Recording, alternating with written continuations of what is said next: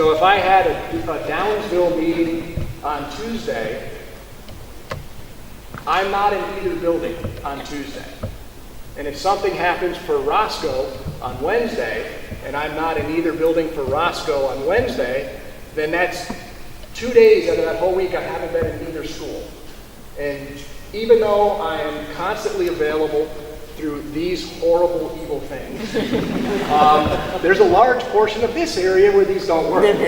So that makes it a little bit challenging to kind of keep in contact with both schools when you don't have, technology. Technology has played a bigger role this year in making this manageable than it did last year. I have in both offices now video conferencing equipment. We also have a couple of these little Vigo robots, which are the coolest things on the planet. It's a video conferencing unit that's basically a little robot you can drive around.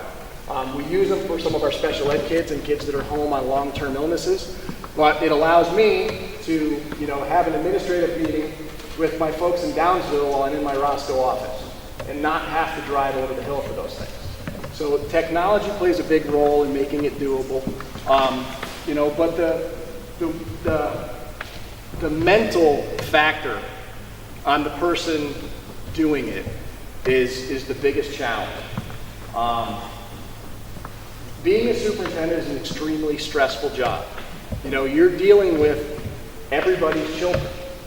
And all of those people that are responsible every day for your children sometimes have issues.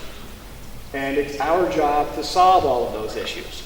So all of the personnel, drama, and all of that stuff that gets associated with, being a superintendent gets pretty taxing. And having to do that for 2 districts, the local district likes me. But no, seriously, just kidding. It's stressful, and it's something that I find extremely challenging. It's not so much the being there, it's when you go home, you're kind of replaying a lot of the things that happened during the day in your head. And having to do that for 2 different places is twice as much as it is if you're just with one school. So, there's some pros to it. It's opened the door for a lot of the things that Nick was talking about. The sharing that's taking place between Roscoe and Downsville this year that we were able to orchestrate because, I'm the one in charge of both school districts. We're sharing a driver ed person. In the morning, they're over in Roscoe teaching driver ed. In the afternoon, they're in Downsville. Roscoe did not have access to driver ed before that. It was something that we took, I had available for my kids in the summer, which usually meant kids couldn't take certain summer jobs because both, if they wanted driver ed, they couldn't find a job that was going to work around that. So, that's been a big plus. We're doing a number of things with ONC BOCES and their distance learning coaster. I have a teacher in Downsville teaching college Spanish to several kids in Roscoe.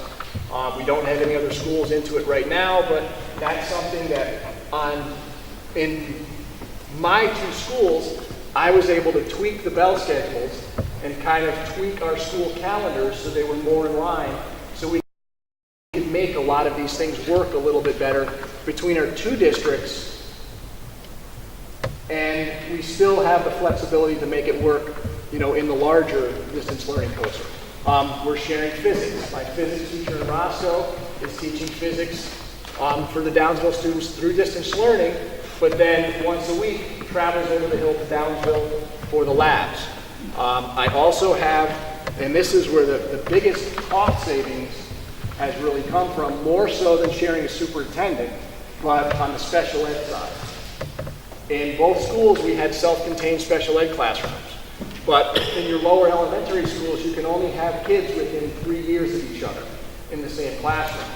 And we had kids between my 2 schools that were kind of aging out of each of their programs. So what I was able to do is I send some kids from Downsville over to Roscoe into that special ed classroom. And then I have kids from Roscoe going over to Downsville for their special ed classroom, so they're with kids of their own age group. And that allows us to, meet those special ed requirements, but in a much more cost-effective way.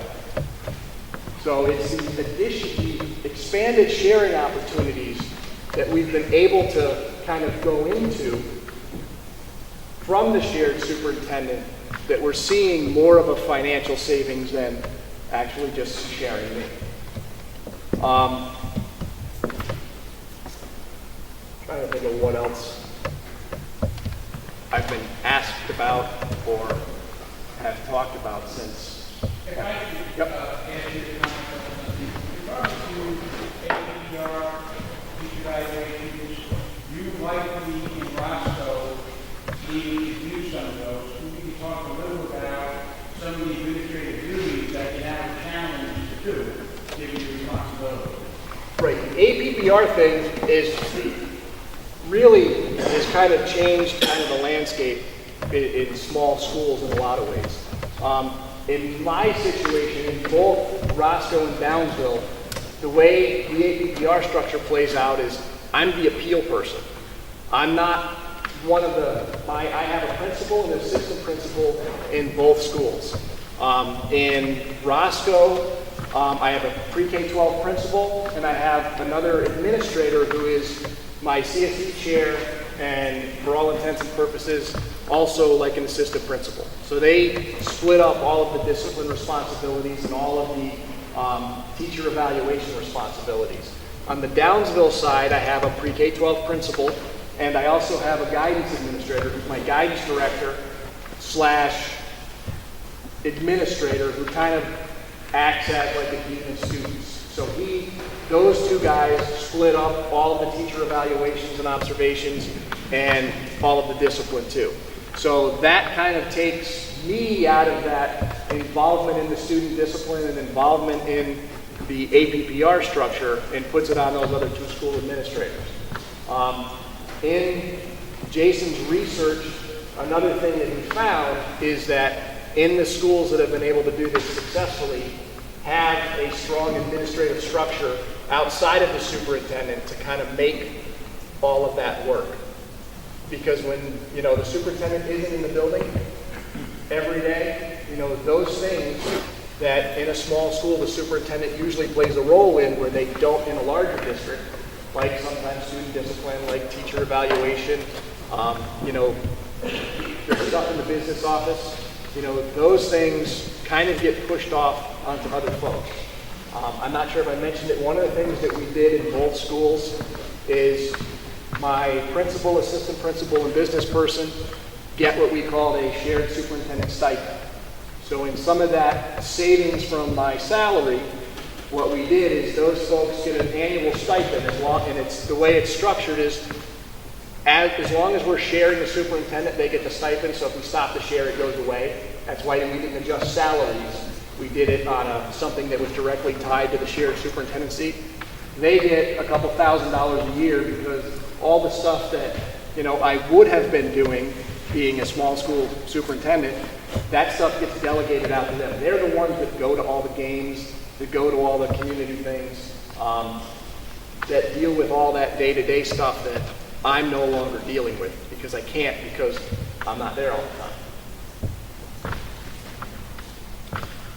Things that, I have said when people ask me about this, do I think it's, what's going to fix small schools or save small schools? My answer is no. I don't think this should be your first option because the superintendent position is kind of like a marriage between a community and a school district. The superintendents that are successful are people that fit and mesh with their community and understand their community. And that's something that's very hard to do if you were, hired off the street into a shared situation, which one of my colleagues was. When we started this 2 years ago, there was 3 or 4 of us, or I think 5 around the state that were doing it. One of them was hired by 2 school districts as a first-year superintendent to be the shared superintendent for 2 schools. That lasted about 11 months. And, part of it And I've spoken to her a couple different times. And initially she was very angry and very upset because she thought things were going well and it was kind of like a blindsided thing. But after 3 or 4 months, she laughed and joked and said she sent for one board a thank you card because she didn't realize how enjoyable it was to be a superintendent of just one district. So, that part of it, to step into this and having to learn the ins and outs of 2 different communities and become kind of accepted and trusted by those 2 communities for someone that's not already connected, I think would be very, very difficult.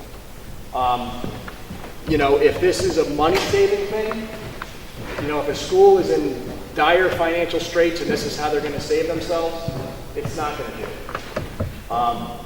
If the underlying factors aren't a desire to do more of the things that Nick was talking about and expand your sharing opportunities, whether it be athletics or education, why bother? You're only going to save part of a person's salary.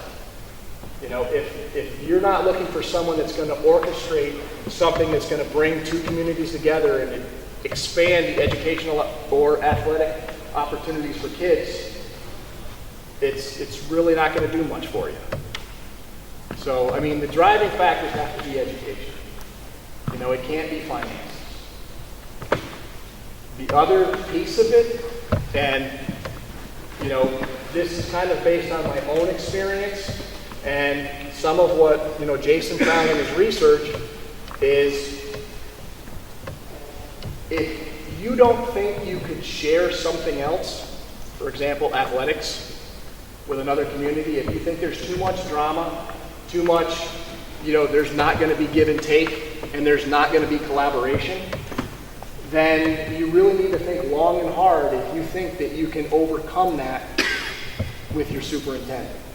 If 2 communities and 2 boards can't sit down and figure out how to hash out, something like athletics, and, the tension and frustration and anxiety that goes with that, do you really want to enter into a situation where you're going to take the person that's responsible for running your school district if you already can't play nice in the sandbox?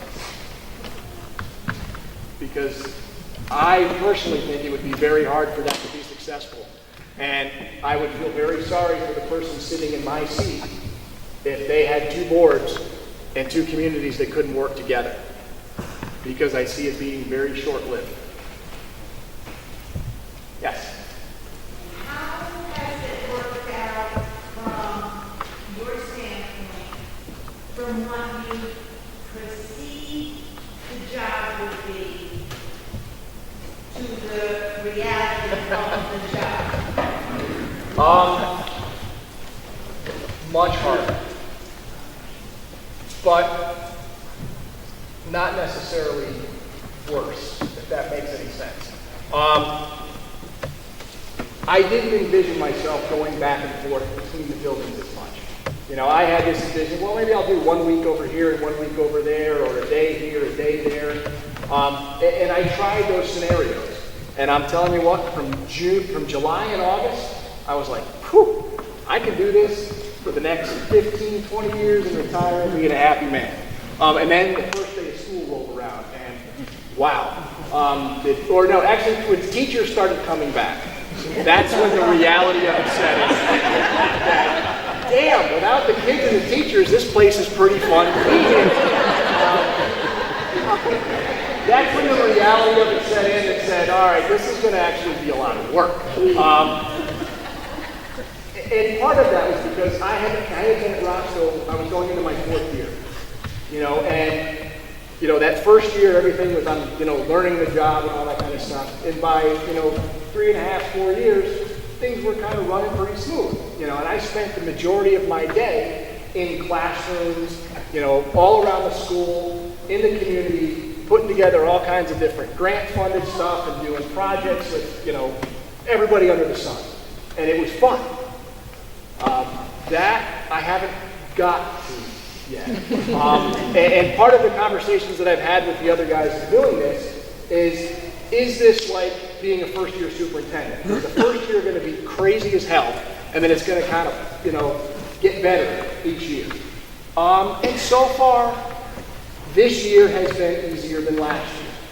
Whether it's going to get to that plain out part where, you know everybody in both communities and, people are, willing to come to you with different things. Part of what, the negative stuff from last year is, I was never there. And that's when I was toying with, and that's kind of why I landed on the trying to be in both places each day, is because when, you're the person that's supposed to have all the answers, and whatever the emergency of the moment is, even if it's not really an emergency, in somebody's mind it is, and if you're not there to solve it, then you're a no good, rotten person. And this sharing thing is stupid, because the answer person isn't there to give you the answer. And people don't want to talk to you on the phone.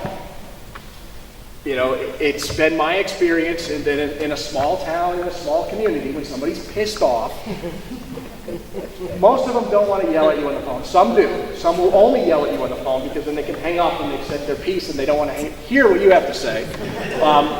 But the mature ones that are willing to come in and talk to you want to sit down face to face. And if they're upset and they come to the school and the answer they get is, well, they're not here, and that happens more than once, then that begins a lot of negative discussions about, how can this work? They're never there.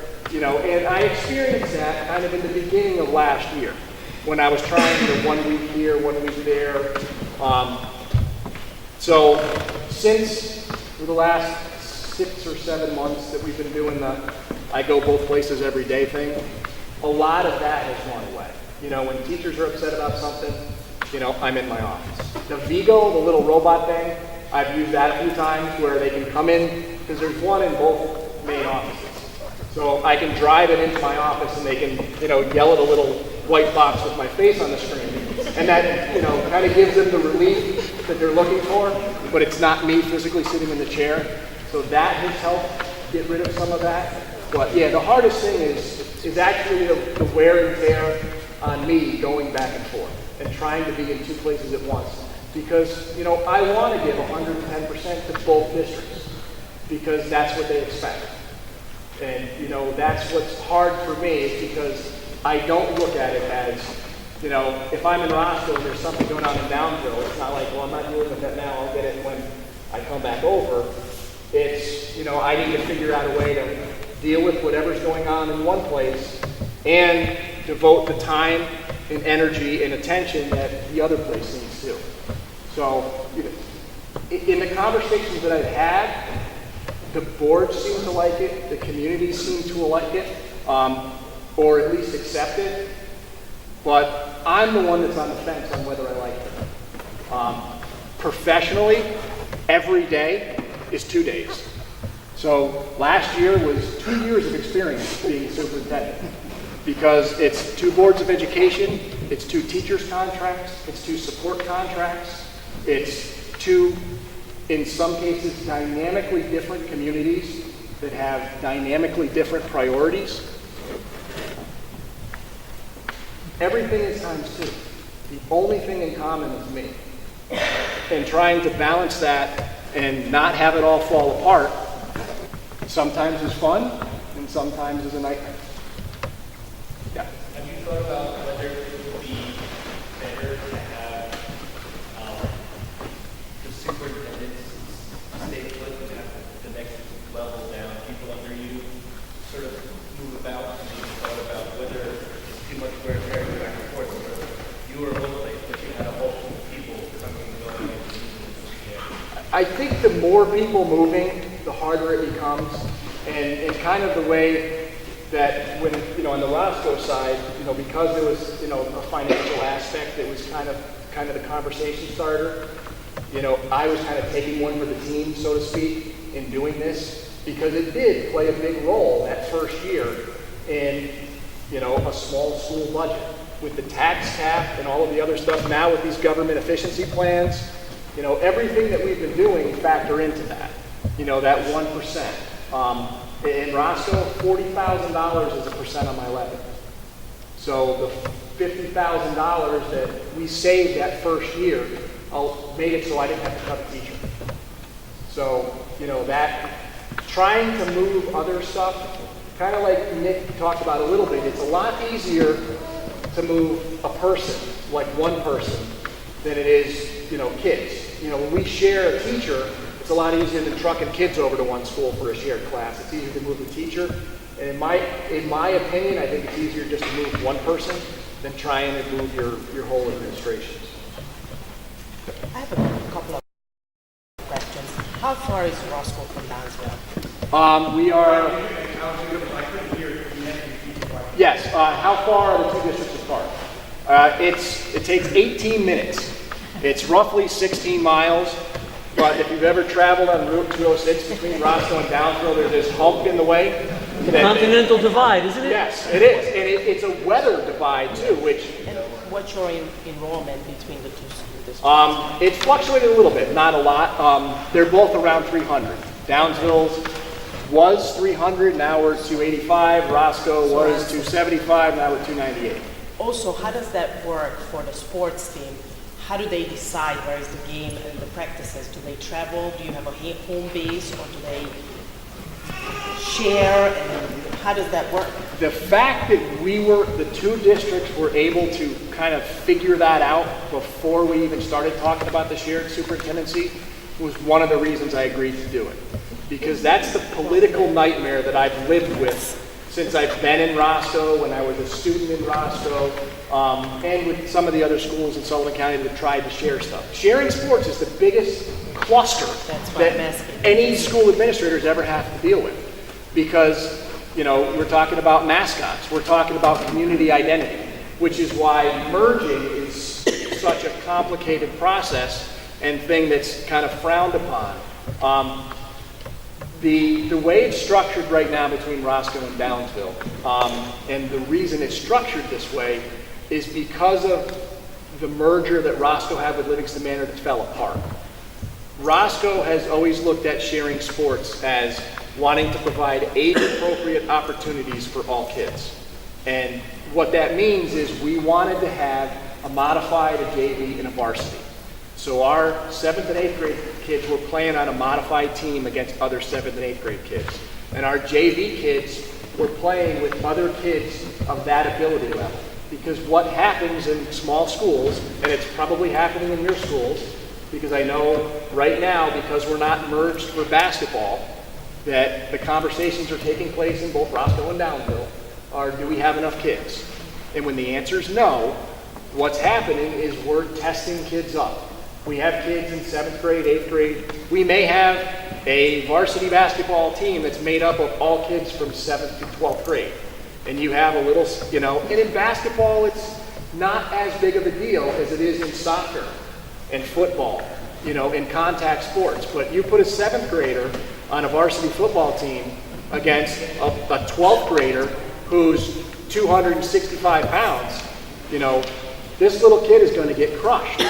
You know, so that age-appropriate, ability-appropriate concept is why we entered into what we did. And the way it's structured is we looked at who had established programs. Downsville had a lot of girls' varsity programs. Roscoe had a football program. Roscoe had a golf program. Downsville had a track program. Roscoe didn't. So we basically took what was established already in both districts and decided that, all right, we don't have boys soccer in Roscoe, so there's no chance that we'd even try and do that. Downsville runs varsity boys soccer. Actually, Downsville runs all of boys soccer. And I have maybe 8 or 9 kids from modified up through that play boys soccer in Downsville. Downsville had varsity girls soccer, and they had a pretty well-established modified soccer.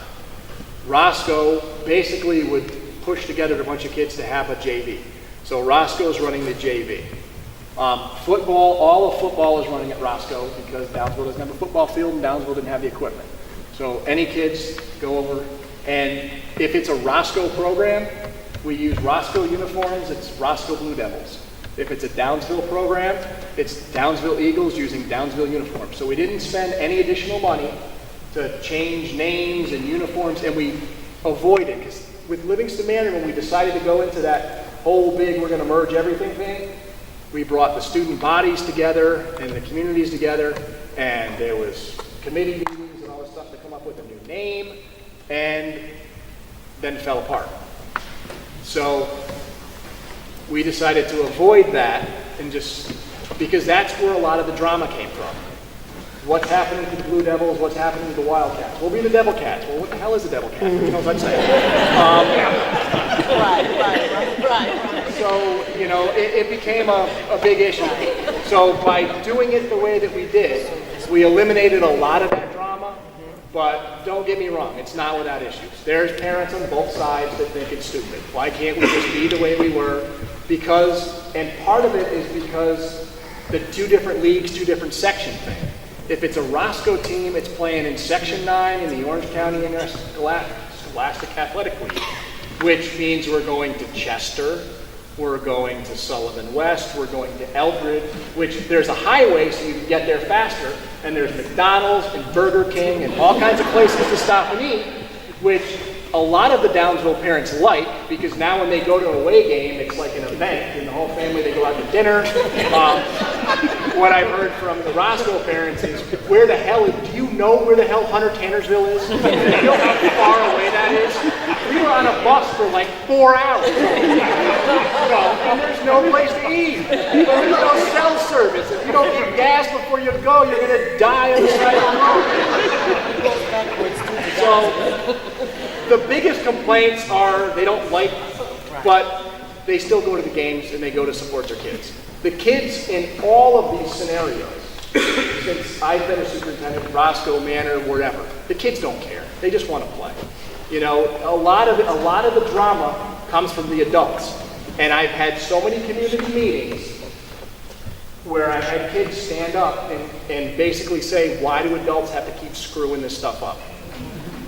And I think a lot of times if we would listen more to our kids, instead of, you know, what we know is best, things might go a little bit smoother. But, you know, that takes a lot of, that's where, you know, when we go back to the shared superintendent thing, that's where the whole board has to be on board with this. Because when those things come up, everybody's got to be on the same page and everybody's got to be supporting it. Because if one or two people are kind of on the fence, then it just takes, you know, the other thing that is always in the back of my mind is that your board dynamics. And superintendents in the room know this, the board that hires you is not the board that you lead, usually. You know, there's a lot of times there's change on the board, and if people don't like the shared superintendency or the merged sports or whatever, and that's their whole platform for wanting to be on the school board is to put things back to the way they were, then that's going to change the whole dynamics of how this thing works.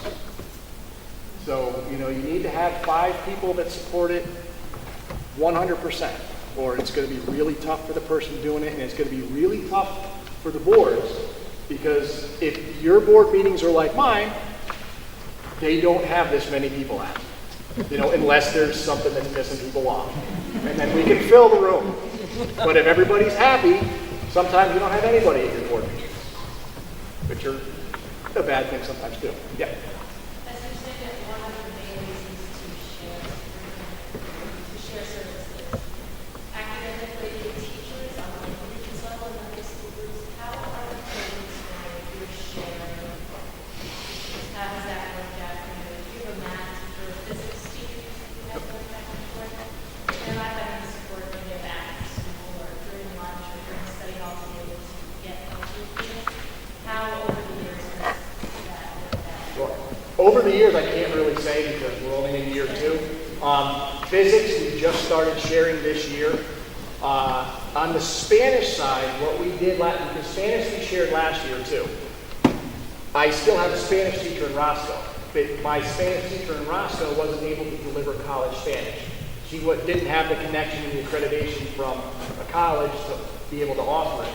So what we did is, in that distance learning class, the teacher from Downsville actually taught it, and instead of having an aide in the classroom, for the duty of my Spanish teacher in Roscoe, she was assigned to the distance learning room. So I had a Spanish teacher in the classroom on the Roscoe side to kind of make the whole Spanish thing successful. Both districts, we have a 21st century grant.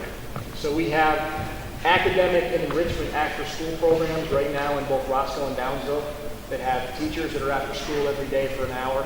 So the support piece of it, Teachers from other, no, teachers from the, they can actually, other subject areas, so not the person that can share, they're not having that. some of those teachers do. I mean, I hire any teachers that want to work in it, but, you know, so there is that academic support after school.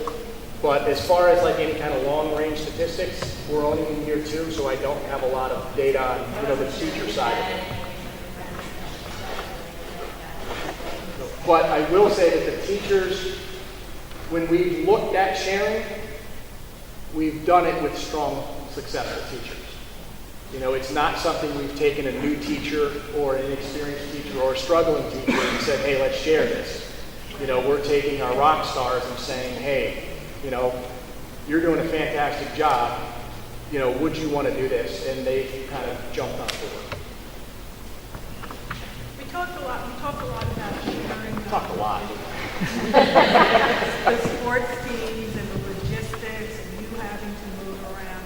And this lady's comment, I just wanted to go on with that a little bit about the academics. And what you see in the future could be some of the benefits of you having a relationship with both districts. Maybe pulling ideas from one that is successful, feeding them to another, because these are very separate communities that historically probably have communicated fairly well with their strengths and weaknesses, and you then can get that collaboration, and hence in the future perhaps you can take that dreaded M word, which I personally think is inevitable and necessary as we lose student population, and people will already know each other. It's a really good point. And part of it was, to sum it up, was cross-pollination. And that's one of the benefits and one of the parts of this that has been a very positive thing, is me being able to orchestrate bringing my teachers from the 2 districts together in different scenarios, in different situations. On the Roscoe side, DCMO BOCES has this professional development program called Links, where they get together and they put together the shared decision-making plan for the district each year. And on the Sullivan BOCES side, I didn't have that. So I brought my Roscoe teachers up to DCMO BOCES, and I had to listen to them whine that it's really far away. And, you know, have them doing some of those things. So I actually have my Roscoe teachers in professional development stuff with Downsville teachers, and some of the things that are happening in Downsville that I think are unique, I'm putting them in contact with their counterpart in Roscoe so they can share ideas. I've had teachers go to other school districts, teachers from both schools go to visit other school districts to look at their pre-K programs and things. So as small schools, a lot of our teachers are islands of one. You know, we have one 2nd grade teacher. We put them in teams, so it's like K1 and 2. You know, so the 2nd grade teacher is working with the kindergarten teacher and the 1st grade teacher, but it's not like working with another 2nd grade teacher. They're doing similar things, but not the same things. So being able to take my 2nd grade teacher in Downsville and my 2nd grade teacher in Roscoe and put them in a situation where they can talk to each other and share ideas, the staff has appreciated that because it gives them, you know, kind of like another teacher in their department to talk to. So those are the types of things that I see coming out of this that we didn't really anticipate going into. I think you talked a lot about the collaboration in athletics and some of those things. Have you seen or done any collaboration, say, in your arts? You know, bands working together, choruses working together, doing drama productions? We've discussed the joint drama, and there's been discussions about doing kind of like a joint music production or something like that. We haven't done it yet, but those, I mean, part of the fact is I have some new teachers in that area. And if I say it, then it sounds like a directive. So, you know, I need for them to be, you know, I've planted the seed and we've talked about, wouldn't it be great, you know, your numbers are low, their numbers are low, we can put them together, but the whole transportation thing becomes an issue. You know, because then you're moving kids. Right. So You know, and that's what I get a lot of flack about with the shared sports is there's a bus going over the hill 4 times a day. Well, yes, there is. But we're splitting the cost of running that bus back and forth 4 times a day. So, you know, without running that bus, we wouldn't have 3 programs. But then I get the counter, well, we didn't have 3 programs before, so what the hell do we need them now? So it's a losing battle, but as long as the board supports it and, you know, the coaches support it, it works. If that support starts to diminish, then the whole shared sports thing is going to fall apart. Yep. You've been trying to downplay the financial impact of putting money on the table for a short amount of time. At least for the superintendent, we did mention that we want to share driver. That has to be some savings. Any idea in dollars and cents how much? John, can you repeat? Yeah, he said I was downplaying the financial savings, but I mentioned a lot of different sharing things, the driver ed, the physics, all that stuff. I don't have them in the back of my head, but we're saving more there than with me. So the biggest one is in the special ed. You know, if we send a kid to a BOCES special ed program, depending on the itinerant services that student may need, it could be, you know, anywhere from $25,000 to $50,000. If I'm sending 3 of those kids to Roscoe, really at no cost but transportation, because I'm already paying for the teacher on the Roscoe side, you know, that's a big chunk of savings right there. I mean, it's savings on paper, but it's money we're not sending elsewhere. It's going back and forth. The way we've structured it is all the different things that we're saving on. We're saving on downhill in this and Roscoe in this, and kind of as we get towards the end of the year when we're closing out the books, we see who still owes who money at the end, and we settle up. I mean, that's just to try and do it ongoing. Because right now there's 3 special ed kids. If something happens and there's 5, you know, that changes the whole structure of it. So it's the money changing hands kind of happens at the end of the year when we close things out. But it is. We are seeing a bigger savings through those other things, not so much from me. But without sharing me, I don't think a lot of those things would have been possible. Another financial question. You mentioned that the contract is supposed to year by year to see how it goes. So can you talk about how the schools work their budget to prepare for the fact that in the end of the year, it does not work out in the pocket? Right. That's a good question. Was how do we structure it financially with me? What we've done, and this will probably change, I mean, we're still budgeting for a full superintendent in both districts. We have to, because if it goes away, that one district is responsible to hire another superintendent. The savings from that goes over into fund balance at the end, but if you take that out of your budget with the tax cap, you're screwed. You know, our budgets are so small and so tight, if you have to come up, you know, like I mentioned, there's $40,000. We have to come up with $40,000, that's a percent on our levy.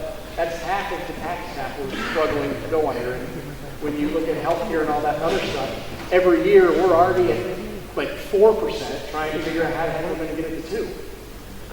So, I mean, you have to plan for that full-time superintendent. If after several years we're still doing this, we can maybe push that away, but it's hard. I mean, if you don't, all of the money in the end goes back to taxpayers if you don't use it, or it goes into fund balance. It does, you know, somebody doesn't get to pocket it. It goes back to the school district in some way, shape, or form. Yes? You mentioned the distance between your 2 schools was 16 miles. Yep. Is that a benefit or a problem, seeing that a lot of our districts are a lot further away? We have 45 minutes, an hour. It depends on what you're moving. If you're just moving your superintendent, for me, that's therapy. I don't get cell service from Roscoe to Downsville, so it's the quietest time of my whole day. So for the hour that you're missing, you're now making up 2 hours to miss. Well, I'm entitled to a lunch, so usually what I do is in the top of Cat Hollow, I stop at the gravel bank and I eat my lunch because nobody can interrupt me. And so it's For me, that time is when I'm trying to transition from whatever was going on over here to whatever I'm walking in the door to. So whether it's a half hour or 40 minutes, if it was 5 minutes, it might not be long enough to switch gears. So for the superintendent, I don't think the drive time is the issue. If you're moving kids for something, then it becomes a bigger issue. If you're trying to share, we're experiencing it right now with sectionals. Sectional games start at 3:30. If they're going to South Courtright or Hunter Tannersville or someplace, my kids in Roscoe are getting out at noon. So the athletic piece of it, sometimes, that becomes a bigger factor. Yeah. Does your elementary and high school students start at the same time for both districts? The schools don't start at the same, yet. What? In both schools, everybody comes in at the same time. But the times the two schools start are similar, but they start differently. Let me explain. They don't walk in and they're in class. Each place has a home room or a breakfast or some other, so they kind of roughly start around the same time in the 7:30ish to 7:45 time range. But, an actual class may not start till 8 or 8:15 or 8:05. Total buildings, John. Both districts, total buildings. One building, pre-K through 12 in Downsville. Roscoe, one building, pre-K through 12.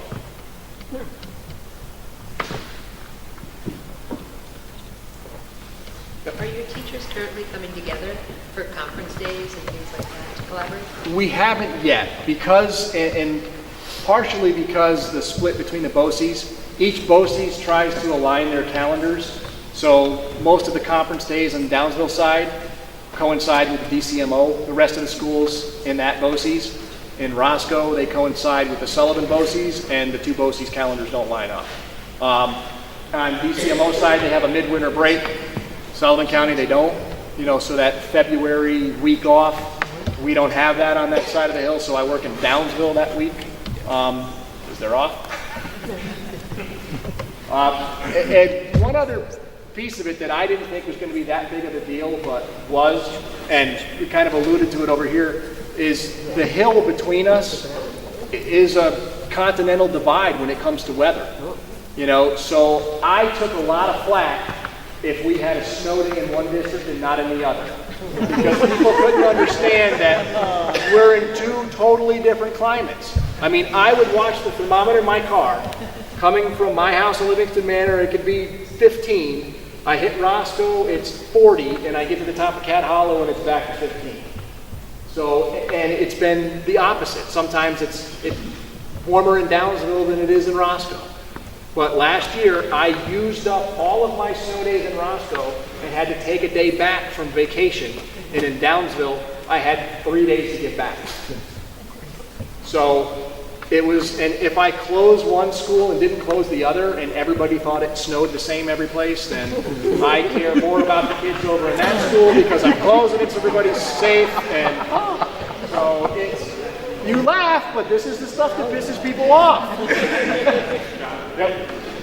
To share, I hope people don't, when you talk about that for snow days, I work in Iowa School District, and they get a lot of complaints because, as we all know, in this end of the world, for Bel Air, where Onteor's district stops, is like a winter wonderland. In Woodstock, it's short sleeves, summertime, and the people and the parents of Woodstock are upset. Why is school closed? It's beautiful outside, and they don't see that. And for them, they use up all the snow days. I think they use 3. They had to give back 3 during the spring break last year. They only had 2 days off. So another piece of it is in Roscoe, I contract out my transportation to a private contractor.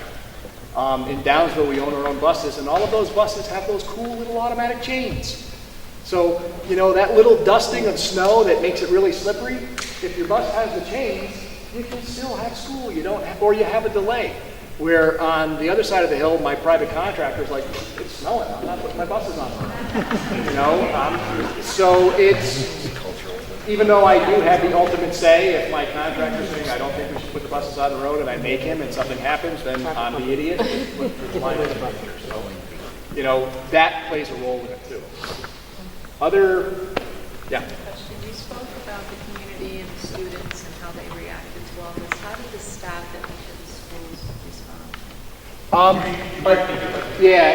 How did the staff respond to it? And that's really kind of where how I structured my day came from. When teachers wanted to see me and I wasn't there, that's when the grumblings in the staff started. And then once I restructured my day so I was in both offices, and what I've done is my calendar is shared out between both my secretaries. So anybody that comes in, you know, my secretaries are trained to say what time I'll be in my office, and I'll put you on his calendar. And, you know, so the perception that I'm somewhere else in the building kind of comes out just because I'm not sitting at the desk. You know, if they say, well, where is he? And they'll say, well, he's over, you know, in Roscoe right now. He'll be in Downsville later. You know, I'll put you on his calendar. So the making myself more available has, I think, lessened that. And I've gone to both of the teachers' unions, you know, and I talk to their union leaders quite frequently just to kind of constantly keep a pulse on, you know, what's going on? What are you hearing? What are people complaining about? What are they like? You know, and then taking that into, you know, whatever it is that I'm doing. You know, communication was a concern, you know, so now I've, you know, just the fact that my calendar is shared out, and if anybody wants to know when I'm going to be in my office, or, you know, that stuff made it a little bit easier. What about for you to do what you have to do, sounds more enormous. What about your building principals? They've got to be some real sharp cookies to help you the way you need that help. They are, and having strong administrators in both buildings is part of what makes it doable. Because, you know, there's people that I have confidence in both places that, you know, they're going to be able to handle the day-to-day, whatever it is, or they're going to pick up the phone and call me. You know, and we do a lot of that. You know, regardless of where I am, I'm in constant communication with my principals and assistant principals all the time. You know, and that's one of the things that, you know, both of my secretaries know. And in Downsville, even though we don't have cell service, we got from my Sprint provider, we have these little boosters that we put in the building, so my cell phone does work in parts of the Downsville building. So I'm always available for my administrators, regardless of where I am, except when I'm in group. But yeah, that strong. Because that's one of my concerns, is that we're going to ask the person that's in that building to be responsible for an awful lot if they don't have some help somehow. Well, the good thing is the folks that are in the mix, the superintendents that we're talking about possibly sharing, are really good at what they do. And a strong superintendent has the ability to make struggling administrators better. So, you know, even if you don't have the strongest administrators in both places, the folks that you guys are talking about possibly sharing with have the finesse and the expertise and the experience to work with, you know, the folks in their building. How am I doing?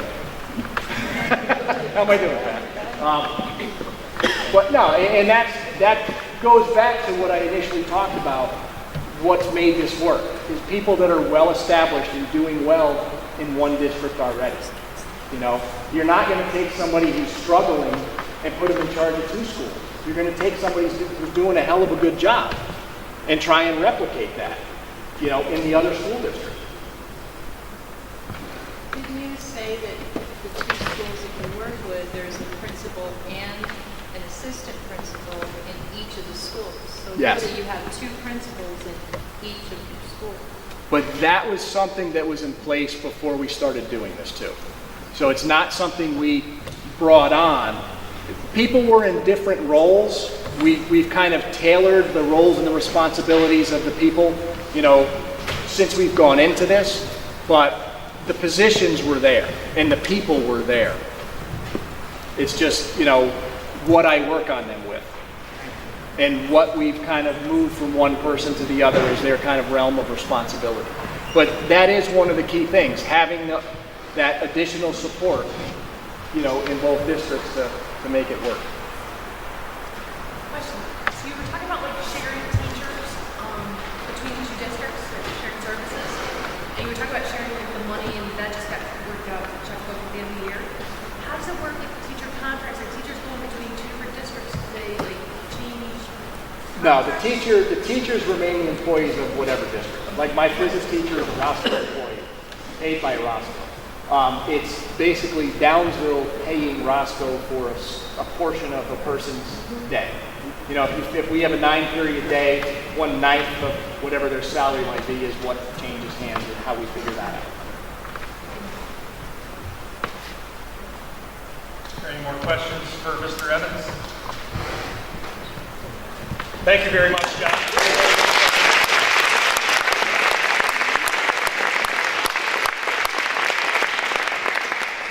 A couple of things that I would like to add.